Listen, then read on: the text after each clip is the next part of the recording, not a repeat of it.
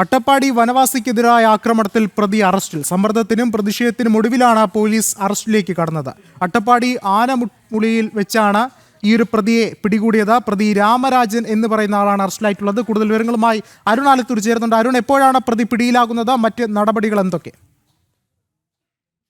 ഉച്ചതിരിഞ്ഞാണ് ഈ പാലക്കാട് അട്ടപ്പാടിയിൽ വനവാസി യുവാവിനെ മർദ്ദിച്ച് വലിയ രീതിയിൽ പരിക്കേറ്റ ഈ സംഭവത്തിൽ പ്രതി രാംരാജിനെ പോലീസ് പിടികൂടിയിരിക്കുന്നത്. വലിയ സമ്മർദ്ദങ്ങൾക്കൊടുവിലാണ് പോലീസ് ഈ പ്രതിയെ പിടികൂടാൻ തയ്യാറായിരിക്കുന്നത് എന്നുള്ളതാണ്. മണ്ണാർക്കാട് ഭാഗത്തേക്ക് ബസ്സിൽ പോകവേ ആനമൂളിയിൽ വെച്ചാണ് ഈ പ്രതി രാംരാജിനെ പോലീസ് പിടികൂടുന്നത്. കഴിഞ്ഞ ഡിസംബർ 7-നാണ് ഈ രാംരാജ് പാലൂർ സ്വദേശി മണികണ്ഠനെ മോഷണ കുറ്റം ആരോപിച്ച് മർദ്ദിച്ചത്.